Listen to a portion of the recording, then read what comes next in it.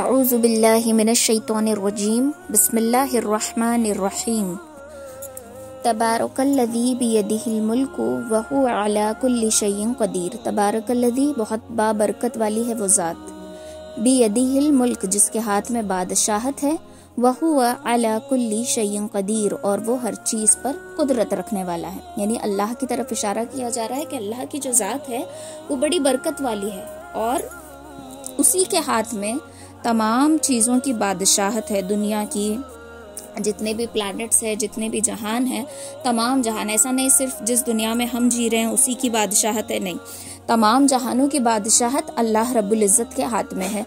वहुवा अला कुल्ली शैइन क़दीर और वो हर एक चीज़ पर कुदरत रखने वाला है।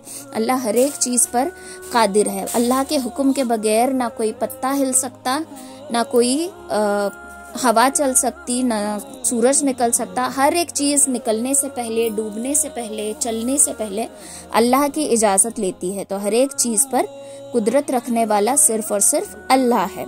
नेक्स्ट, अल्लज़ी खलक़ल मौत वल हयात लियब्लुवकुम अय्युकुम अहसनु अमला व हुवल अज़ीज़ुल गफ़ूर। अल्लज़ी खलक़ल मौत वो जिसने पैदा किया मौत को, वल हयात और जिंदगी को, लियब्लुवकुम ताकि तुम, अय्युकुम तुम में से हर कोई आजमाया जा सके। किस चीज में? अहसनु अमला। हसन कहते हैं अच्छे को, ठीक है, हुस्न हसीन, इसी से हसन। तो अहसन यानी कि ज्यादा अच्छा। तो तुम में से ज्यादा अच्छा कौन है? किस एतबार से? अमला, अमल के एतबार से। वहुवल अजीजुल गफूर और अल्लाह रब्बुल इज़्ज़त जो है वो ज़बरदस्त बख्शने वाला है। तो यहाँ पर मैंने ये भी समझा दिया था आप लोगों को कि मौत का जिक्र पहले क्यों आया है और ज़िंदगी का जिक्र बाद में क्यों किया गया है। तो इसकी एक चीज़ ये भी है कि हम पहले आलम अरवा में थे, फिर हम इस दुनिया में आए, फिर हम मरेंगे, फिर उठाए जाएंगे। तो इस एतबार से भी मौत का जिक्र पहले है। दूसरा, हम मुसलमानों के लिए जैसे गैरों को अपनी ज़िंदगी पसंद होती है, ज़िंदगी एकदम मुक़द्दस होती है, उनके लिए ज़िंदगी इम्पॉर्टेंट होती है, वैसे हम मुसलमानों के लिए मौत इम्पॉर्टेंट है। मौत हमारे लिए अजीज़ है क्योंकि ये मौत हमें अल्लाह से ले जाकर मिलाती है। और ये जो हमारी मौत है ये आर्जी है, एक दिन हम उठाए जाएंगे, फिर सज़ा जज़ा जो भी है हमारा हिसाब किताब होगा और फिर हमें ज़िंदगी मिलेगी, वल हयात, और ये ज़िंदगी जो है कभी ना ख़त्म होने वाली ज़िंदगी होगी। अब देखो आयत नंबर 3, अल्लज़ी खलक़ सबअ समावातिन तिबाका। अल्लज़ी वो जिसने, खलक़ पैदा किया या बनाया, सबअ समावात 7 आसमानों को। सबअ समावात कितने आसमान? 7 आसमानों को अल्लाह ने बनाया। तिबाका, तिबाका कहते हैं एक के ऊपर एक चीज किसी के आने को, एक लेयर के ऊपर दूसरा लेयर जैसे होता ना, एक के ऊपर एक, पैदर पे। तो तिबाका एक के ऊपर एक 7 आसमान बनाए। मा तरो तुम नहीं देखोगे, यरा से बना तरो, माँ नहीं तुम नहीं देखोगे। फी खल्किर रहमानी, फी में खल्किर रहमानी रहमान की तख्लीक में, खलक बनाना, ठीक है, पैदा करना, ये सारे इसके माने आते हैं। तो फी खल्किर रहमानी रहमान की तख्लीक में, मिन तफावुत कोई नुक्स। तो अल्लाह ताला की जो सिफाती नाम है वो है रहमान। तो रहमान की तख्लीक में, तख्लीक खलक से बना है, खिलकत तख्लीक ये एक ही वर्ड है, ओके। तो अल्लाह के बनाने में तुम कोई नुक्स, कोई कमी नहीं देखोगे। फर्ज इल बसरा, फिर लौटाओ अपनी निगाह को, अपनी निगाह को जरा घुमाओ। हल तरो क्या तुम देखते हो, मिन फुतूर कोई शगफ, कोई नुक्स, कोई कमी। तो यहाँ पर हल क्वेश्चन के लिए आता है, ओके। तो यहाँ पर सवाल किया जा रहा है कि फिर से अपनी नजर दौड़ा के देखो, फिर दौड़ाओ अपनी निगाह को पूरे आसमानों की तरफ।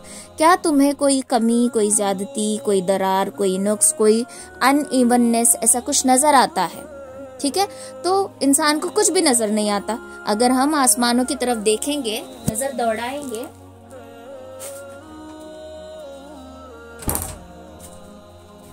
अगर हम नजर दौड़ाएंगे पूरे आसमानों को देखेंगे तो हमें कुछ भी नजर नहीं आता। यहाँ तक कि एक आसमान के ऊपर दूसरा आसमान है ये तक हमें नजर नहीं आता। और हम अगर देखने जाएंगे कि आसमान की एंडिंग कहाँ है, बिगनिंग कहाँ है, एक बॉर्डर होती है ना, ये बॉर्डर कहाँ है, वो भी हमें नजर नहीं आएगी। तो अल्लाह ताला ने ये आसमान ऐसा बनाया है कि हम इसमें कोई कमी नहीं देख सकते। हत्ता कि अगर मुझे एक कोई भी ऐसी फ्लैट चीज रखनी है, खड़ी करनी है, तो मुझे पिलर्स की जरूरत है, सपोर्ट की जरूरत है। इवन एक बिल्डिंग भी बनाई जाती है तो पहले पिलर्स लगाए जाते हैं सपोर्ट के लिए, है ना। तो अल्लाह रब्बुल इज्जत ने आसमान को ऐसा बनाया है कि विदाउट एनी पिलर, किसी सपोर्ट के बिना वो पूरे आसमान को खड़ा करके दिखा रहा है और इंसान से पूछ रहा है कि जरा अपनी नजर दौड़ा के देखो, फिर से दौड़ा कर देखो अपनी नजर, क्या तुम्हें कोई कमी, कोई ज्यादती नजर आ रही है। ये अल्लाह का सवाल है इंसानों से।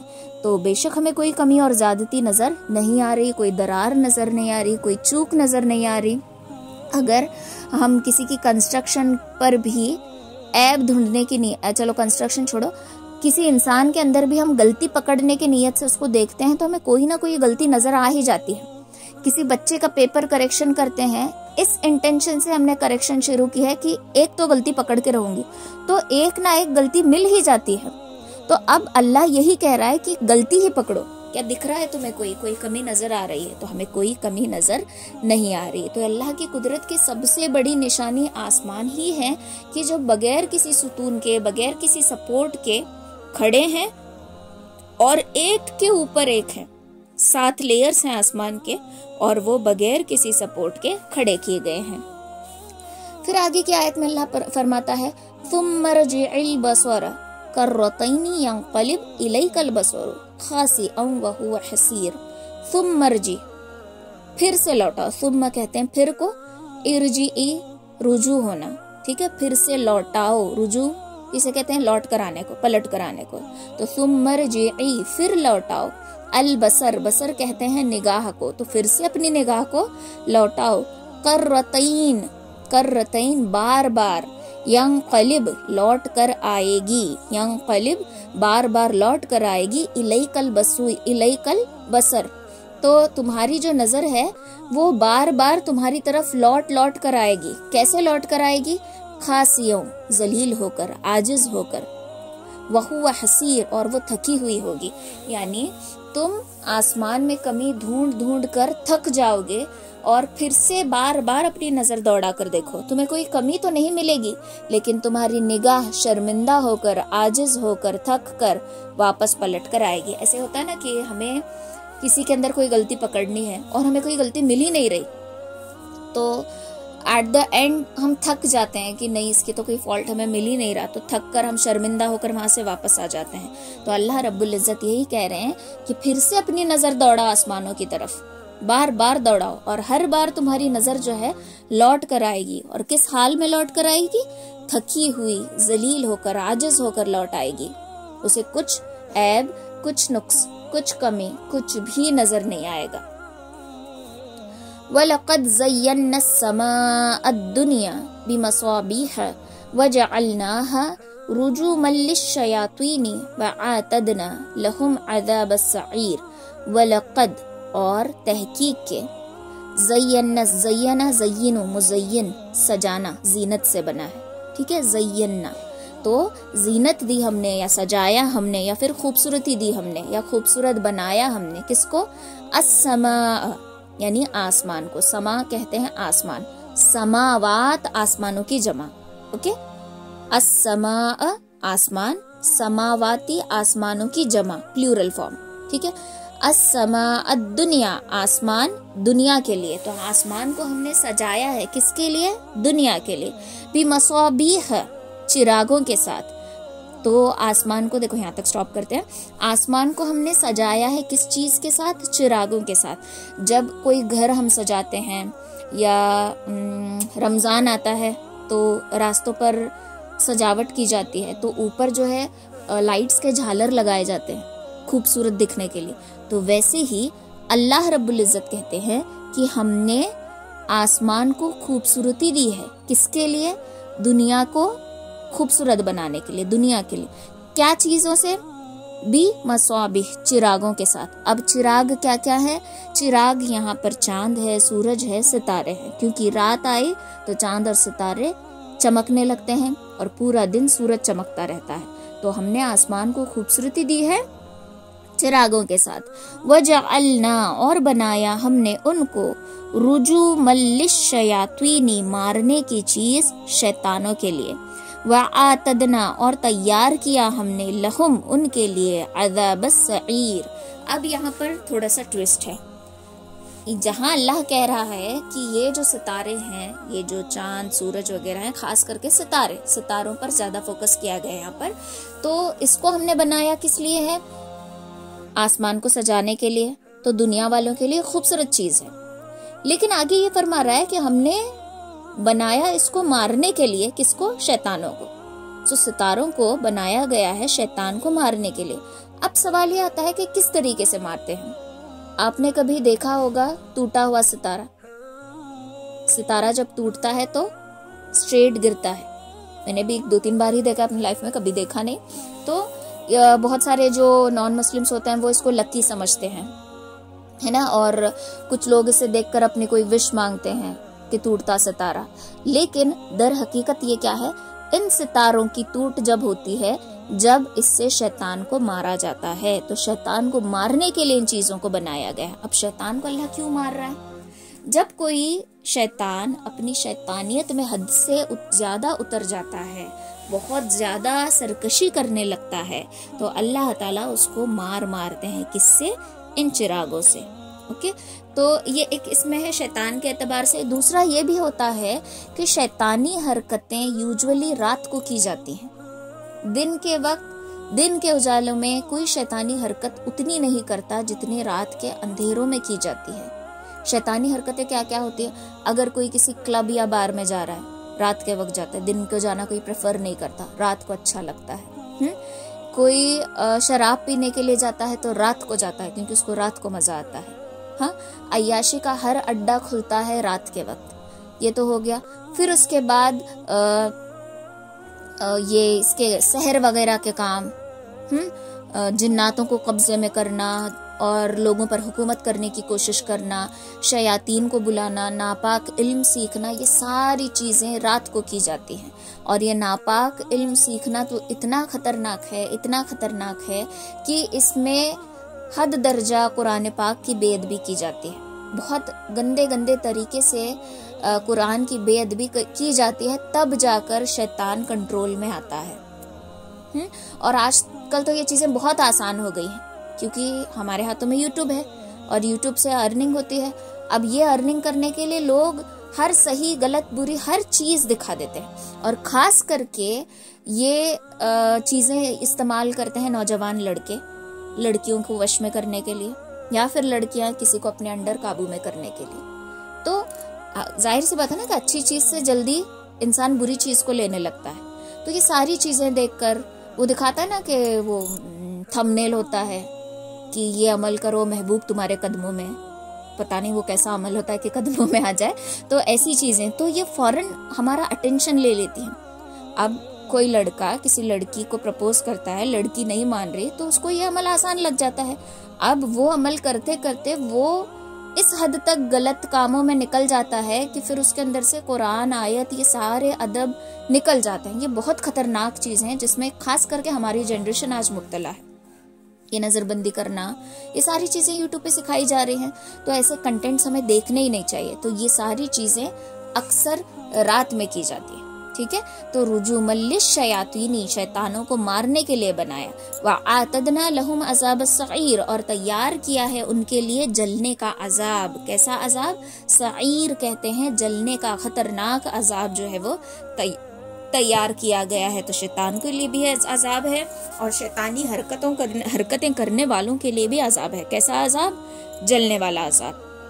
तो आज का दौर ऐसा हो गया ना कि अगर समझो आपके बच्चे टीन एज हैं, 16-17, अभी तो खैर हमारे टाइम थी 16-17 की टीन एज, अभी 12-13 साल के भी बच्चे समझो आपको बड़ी ही नजर आएंगे और उनकी हरकतें हमसे भी बड़ी होंगी। तो खास ध्यान देना कि अगर उनके पास मोबाइल आपने दे रखा है या आपका मोबाइल वो यूज करते हैं, तो आप क्रोम की हिस्ट्री, यूट्यूब की हिस्ट्री चेक करते रहना। और बच्चे इतने शातिर होते हैं कि हिस्ट्री भी क्लियर कर देते हैं।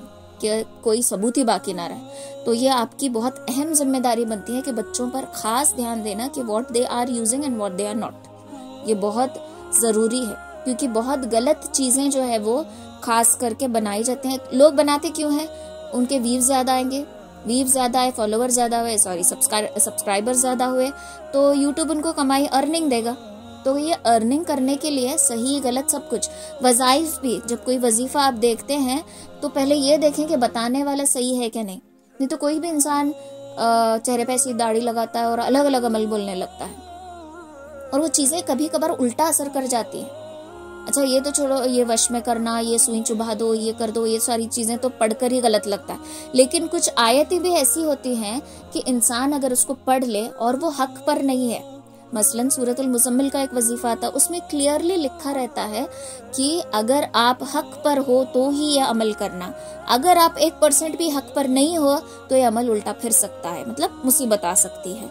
तो कुरान की भी कुछ ऐसी चीजें होते हैं कि जो इंसान हक पर ना होकर भी उसको कर रहा होता है। हक पर ना हो मतलब समझो मेरे ऊपर कोई केस चला है जमीन के लिए, ठीक है, और वो जमीन दर हकीकत मेरी नहीं है, लेकिन मैं झूठा केस लड़ रही हूँ उस जमीन को मेरे कब्जे में लेने के लिए। सामने वाला सही है, मैं गलत हूँ, तो सामने वाले को हराने के लिए मैं यह वजीफा कर रही हूँ। तो यह वजीफा सूरह मुज़म्मिल का अगर समझो मैं वजीफा कर रही हूँ तो ये वजीफा मुझ पर उल्टा पड़ सकता है। आया समझ? ऐसे ही अल्लाह ताला का एक नाम है, जलाली नाम सबसे ज्यादा, अल कहार या कहारू। जब ये हम पढ़ते हैं, आप कंटिन्यूसली कॉन्सेंट्रेट कर 10 बार से ज्यादा इसको पढ़कर देखो, आपके बदन में गर्माहट महसूस होगी, क्योंकि ये इतना जलाली नाम है कि जो जिन्नात शयातीन होते हैं ना अतराफ में, वो पनाह मांगने लगते हैं कि बस कर दो पढ़ना, हम जलने लगे हैं, इतना जलाली नाम है। तो इसको भी जब आप हक पर हैं तभी इस्तेमाल करना। ऐसा नहीं कि दुश्मनी निकालने के लिए आप किसी का उल्टा करने के लिए, गलत करने के लिए, हसद से, जलन से अमल कर रहे हो, तो फिर ये फिर आपके ऊपर उल्टा फिरने लगता है। समझ में आया? तो ये सारी शैतानी हरकतें हैं जो हम करते हैं। वलिल्लज़ीन कफ़रू बिरब्बिहिम अज़ाबु जहन्नम वबिअसल मसीर। वलिल्लज़ीन कफ़रू, और उन लोगों के लिए जिन्होंने कुफ्र किया। अजाब की बात जो अभी आयत में एंड हुआ था ना कि अजाब है उनके लिए, शयातीन के लिए जलने का अजाब है, और किसके लिए? और उन लोगों के लिए भी जिन लोगों ने कुफ्र किया। कुफ्र किसे कहते हैं? कुफ्र कहते हैं इनकार करने को, जैसे कि हम पढ़ चुके हैं, जिसके दिल में निफाक हो उसको मुनाफिक कहा जाता है, जो शिर्क करता है उसको मुशरिक कहा जाता है, कुफ्र करने वाले को काफिर कहा जाता है। तो कुफ्र क्या है? शिर्क तो हमें समझ में आता है कि अल्लाह के साथ किसी को शरीक करना। निफाक जो मुंह पर एक हो और दिल में एक हो, उसके दिल में, उसको मुनाफिक कहा जाता है। अब ये कुफ्र क्या है? कुफ्र है कि हमें समझ में आ रहा है कि ये बात हक है, लेकिन हमारी हट धर्मी ऐसी कि मैं मानूं क्यों, इसको कहते हैं कुफ्र। ठीक है, अगेंस्ट जाना, अपने अकल के दरवाजे खोलकर उस चीज को नहीं सोचना, इसको कहते हैं कुफ्र। तो कुफ्र करने वालों के लिए भी जहन्नम का अजाब है। वह बिअसल मसीर, और कितना बुरा ठिकाना है। बिअसल मसीर, ये ठिकाना, कितना बुरा ठिकाना है, ये जो लौटने की जगह है कितनी बुरी जगह है। अब यहाँ पर कुफ्र पढ़ते ही हमारे दिमाग में ख्याल आया होगा कि कुफ्र तो सिर्फ काफिरों के लिए है, जो अल्लाह का इनकार करते हैं उनके लिए नहीं। कभी कभार हम भी कुफ्र के दायरे में आ जाते हैं, ईमान वाले होने के बावजूद। कैसे? हम इस दायरे में इस तरीके से आते हैं कि समझो कोई अल्लाह की बात हमसे कह रहा है कि देखो इस आयत में ऐसा है, ये चीज है, ये है। अब हम बोलते हैं चल परे रख अपनी आयत को, अपने पास रख, मुझे मत सुना। तो ये इनकार करना हुआ। हम जानते हैं कि आयत सच है, हम जानते हैं कि आयत हक है, लेकिन फिर भी क्या बोला? तेरे पास रख। कभी कभार ऐसा भी बोलते हैं, यूजुअली यहाँ कर्नाटका वगैरह में ये स्लैंग यूज किया जाता है, कौन सा अल्लाह बोला था तुझे करने के लिए? कौन सा अल्लाह मतलब क्या है? अल्लाह तो एक ही है, फिर कौन सा कहाँ आया? समझ में आ रही है? ये छोटी छोटी बातें हैं जो हम बहुत मामूली ले लेते हैं। अब कोई ये कह दे कि नहीं ऐसा मत करो, शरीयत में ये खिलाफ है, इसका मना किया गया है, इसको, इस बात को मना किया गया, रख परे अपनी शरीयत को, तेरे पास रख, मुझे मत सुना शरीयत का लेक्चर। ये चीजें भी कुफ्र है, और ये यूजुअली हमारे साथ होती है। इसीलिए ये कहा जाता है कि जब सामने वाला एकदम गर्म मिजाज का हो या उसका दिमाग खराब हो चुका हो ना, तब शरीयत की, दीन की बातें उससे कतई ना करें, क्योंकि उसके ऊपर तब शैतान हावी होता है। जब वो गुस्से में गर्म है ना, तो शैतान उसकी रगों में दौड़ रहा होता है और वो उसके जबान से कुफरिया अल्फाज निकालेगा ही निकालेगा। और पता है ये कुफरिया अल्फाज इतने मामूली नहीं है। कभी कभार अक्सर ये होता है मियाँ बीवी के झगड़े में, अगर शौहर ने शरीयत को या अल्लाह को गाली दे दी तो उसने कुफ्र किया। होता है ऐसा, उसने कुफ्र किया। जब उसने कुफ्र किया और उसने ये इतनी बड़ी कि शरीयत को ही उसने बुरा भला बोल दिया, गाली तक दे दी, तो वो ईमान के दायरे से ही निकल गया। उसको अब तजदीद कलीम करना पड़ेगा, यानी दोबारा कलमा पढ़कर अपने आप की गवाही देनी पड़ेगी। अगर वो निकाह से है तो उसका निकाह भी टूट गया, क्योंकि काफिर और मुसलमान का निकाह नहीं हो सकता। उसको दोबारा तजदीद निकाह भी करना पड़ेगा। इतनी बड़ी चीज है। तो जब कोई गुस्से में हो, जो अपने दिमाग उसका ठिकाने पे ना हो, तब उससे शरीयत की बातें ना ही करें तो बेहतर है। अब देखो, बहुत लोगों को पता होता है, बहुत लोगों को नहीं पता होता। अब अक्सर हस्बैंड्स का दिमाग गरम, मर्द का दिमाग यूजुअली गरम होता है, और रोब जमाने के लिए खुद को गरम कुछ मर्द दिखाते भी हैं, जो कि बहुत गलत बात है। हाँ, तो ऐसे में अगर बीवी की गलती क्या होती है, वो अपनी सफाई देने के लिए बोले जा रही है कि पहले से इसकी गाड़ी गर्म है, तो ये और ज्यादा गर्म होने लगता है, और ज्यादा गुस्सा आने लगता है। फिर देन कम्स द पॉइंट कि उसको अगर आपने कुछ हदीस, कुरान या शरीयत की बात कह दी तो वो फौरन उल्टा बोलेगा।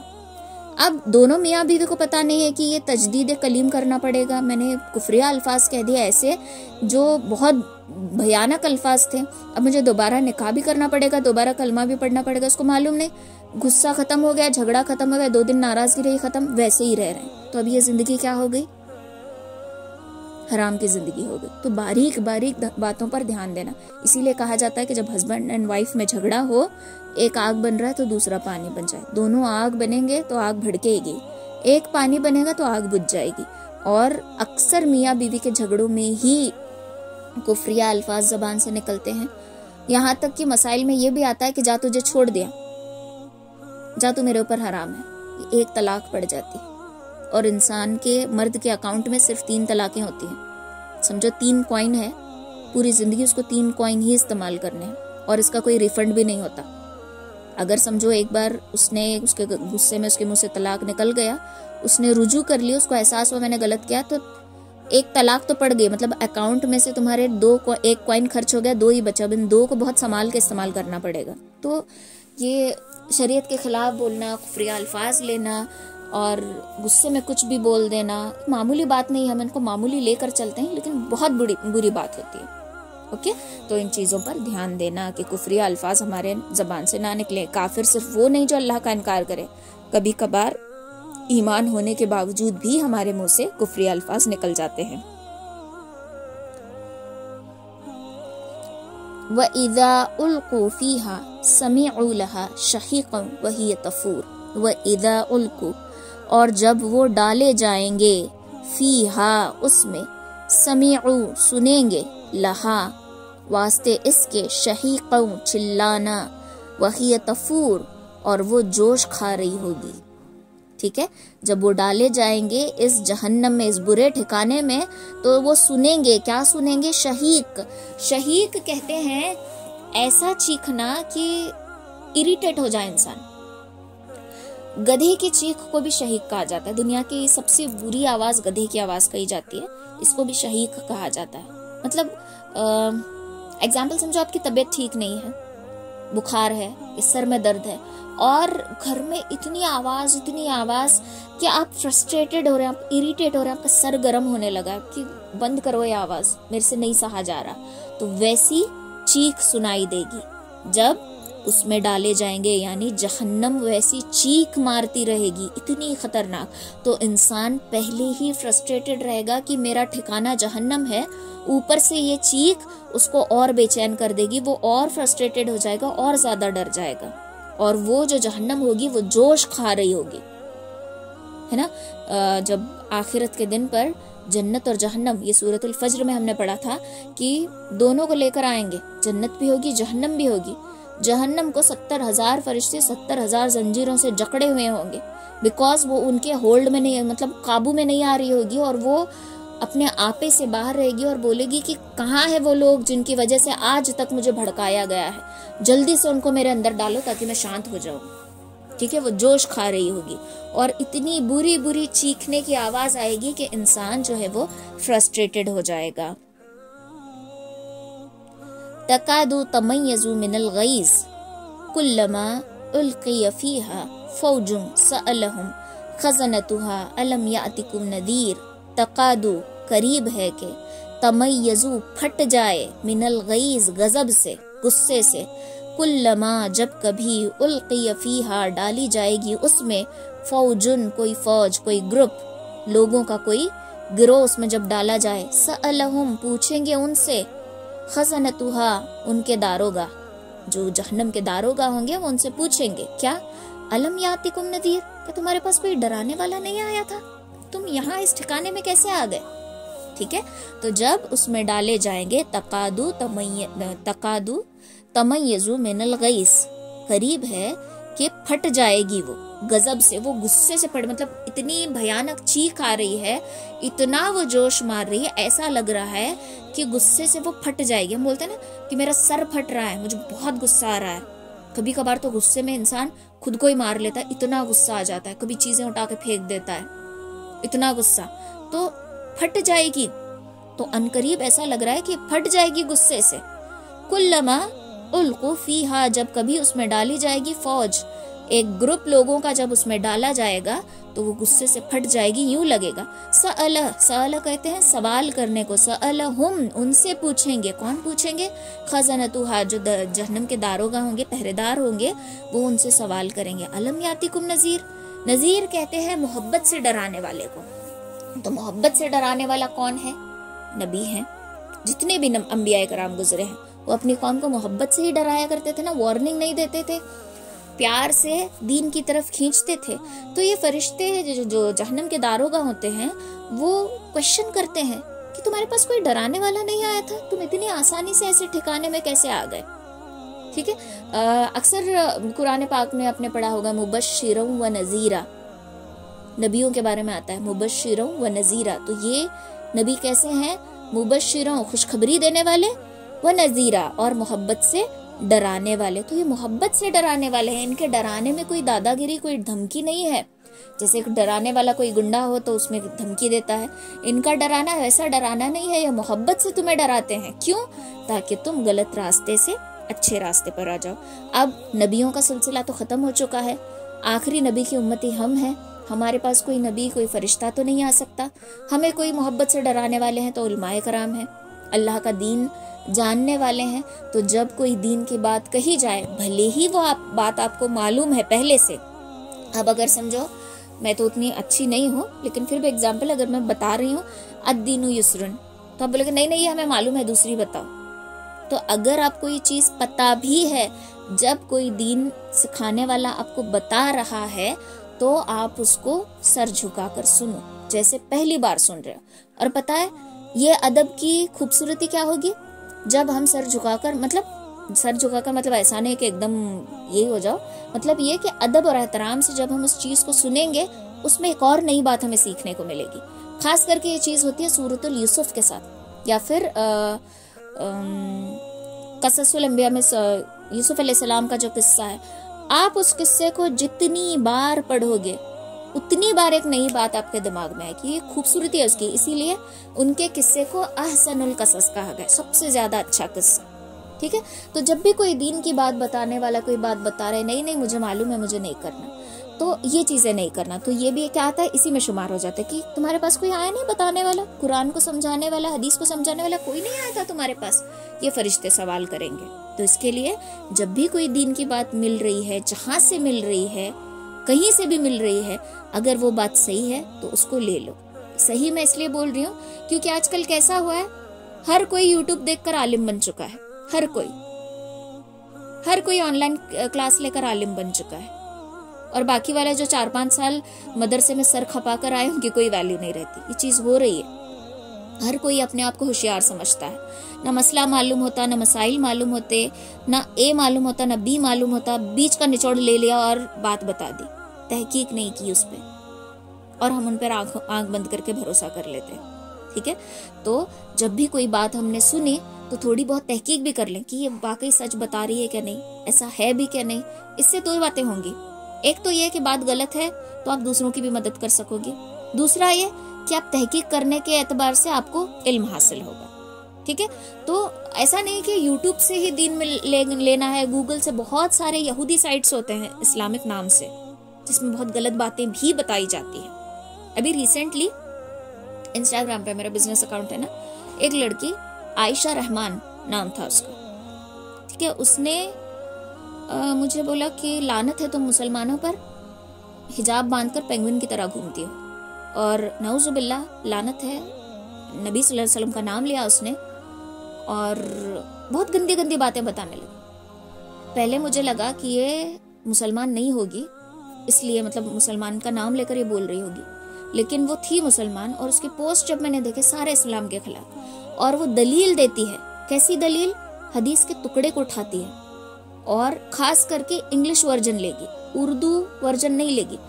लोगों के लिए इंग्लिश वर्जन समझना थोड़ा बहुत मुश्किल हो जाता है, खास करके हम इंडियंस के लिए। कभी कभार मुझे भी, अगर मैं इंग्लिश में कुछ पढ़ रही हूँ तो मुझे डिक्शनरी लेनी पड़ती है, हालांकि मैं हूँ इंग्लिश मीडियम से, लेकिन कुछ वर्ड्स इतने टफ होते हैं कि उसको समझने के लिए फिर मुझे उसका मतलब देखना पड़ता है। तो मुझे उर्दू ही पसंद आती है, क्योंकि उर्दू दिल में उतरने वाली जबान है। ठीक है, इंग्लिश असर नहीं करती। वो हदीसें होती हैं इंग्लिश में, सही हदीसें होती हैं, लेकिन इंसान उसको समझ नहीं पाता, और वो हदीस के टुकड़े को तोड़ मरोड़ कर बोलती कि देखो ऐसा किया था इन्होंने, तो क्या ये सही है? तो अब सामने वाला कहता है हाँ बात तो ये सही बोल रही है, ऐसा कैसा हो सकता है, और ये बुखारी शरीफ की हदीस है। यूं होकर लोग गुमराह हो जाते हैं। एक्चुअली उसका मेरा सामना होना मुझे तो अल्लाह की तरफ से ही लगा, बिकॉज कुछ नया सीखने को मिला ना मुझे। कि उसने जब बोला ना, मैं फिर उसके हदीस मैं टटोलने लगी, कहाँ से लेके आ रही है ऐसा सब। मैं कभी बुखारी शरीफ ये नहीं करती, मैंने बुखारी शरीफ की PDF डाउनलोड करके उसमें मैंने वो ढूंढा उर्दू में हदीस। ओके, तो नबी अलैहिस्सलाम ने जो सफिया रज़ियल्लाहु ताला अन्हा से निकाह किया था, उसके बारे में हदीस का टुकड़ा है जिसमें वो निकाह के बारे में नहीं दिखा रहे, लेकिन वो ये बता रही है कि उन्होंने उनके साथ वक्त बिताया, फिर दूसरे दिन वलीमा किया। तो निकाह किया ये उसने उड़ा दिया है, तो लोगों को क्या लगेगा कि यहाँ पर गलत गुमान जाएगा, और इस तरीके से अपने ही लोग अपने दीन का मजाक उड़ा देते हैं। अब अल्लाह जाने, वो मेरे हिसाब से तो मुसलमान है ही नहीं अभी भी, और है भी तो काम की नहीं, सिर्फ नाम की है। तो इस तरीके से ना नौजवान लड़कियों का, लड़कों का ब्रेन वॉश किया जाता है। एक सिंपल से एग्जाम्पल है हमारे सामने, है ना। तो जब कोई मोहब्बत से डराने वाला सामने आ रहा है तो उसको सुनो, जहां से दीन मिल रहा है उसको लो, उसको ग्रास्प करो। ऐसा नहीं कि नहीं ये पढ़ाने वाली मेरी दुश्मन है, मैं नहीं सुनने वाली इसका, मैं नहीं क्लास में इसके अटेंड करूंगी। ये चीज हम करते हैं। आप सोचो, हम बाजारों में जाते हैं, मॉल्स में जाते हैं, होटल्स में जाते हैं, हम जरा भी कंजूसी नहीं करते, लेकिन अगर दीन की बात आ जाए, अगर फीस भरना हो तो वहां पर हमारी कंजूसी छलकने लगती है। हालांकि तुम्हारा पैसा जा रहा है सही जगह, ये चीज हो जाती है। तो ये चीज दीन जहां से मिल रहा है ना, देकर सीखो, लेकिन सीखो, क्योंकि अभी हमें बहुत जरूरत है। अभी फिलहाल हम उस वक्त के करीब जा रहे हैं, हमारी जिंदगी उस वक्त के करीब जा रही है जब आलिम दुनिया से उठा लिए जाएंगे और इतनी बुरी हालत होगी। तो ये अभी वक्त है अपने बच्चों के ईमान को मजबूत बनाने का, बिकॉज आने वाला वक्त बहुत बुरा है। ठीक है, तो ये होता है मोहब्बत से डराना। तो ये 8 आयतें, 9 एक आयत कर देती हूँ क्योंकि इसका कंटिन्यूशन ही है वो। बिस्मिल्लाहिर्रहमानिर्रहीम। क़ालू बला क़द जाअना नज़ीरुन फ़कज़्ज़बना व क़ुलना मा नज़्ज़लल्लाहु मिन शैइन इन अंतुम इल्ला फ़ी ज़लालिन कबीर। क़ालू, वो कहेंगे, बला क्यों नहीं, क़द जाअना तहकीक क्या आया था हमारे पास, नज़ीरुन डराने वाला, फ़कज़्ज़बना हमने झुटलाया उसको, व क़ुलना और हमने कहा, मा नज़्ज़लल्लाहु नहीं किया अल्लाह ने नाजिल है, मिन शैइन ये कोई भी चीज अल्लाह ने नाजिल नहीं की है, इन कुंतुम नहीं तुम, इल्ला फी ज़लालिन कबीर मगर तुम बड़ी गुमराही में।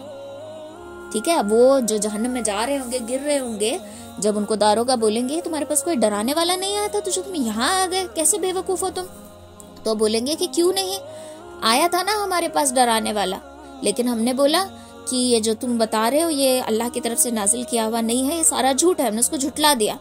तो अब वो फरिश्ते बोलेंगे, इन कुंतुम नहीं है कोई भी बड़ा गुमराह मगर तुम। ठीक है, तुमसे ज्यादा कोई बड़ा गुमराह हो ही नहीं सकता। तो ये आयत हमारे ऊपर भी लागू होती है। जहाँ कहीं दीन मिल रहा ना उसको ले लो।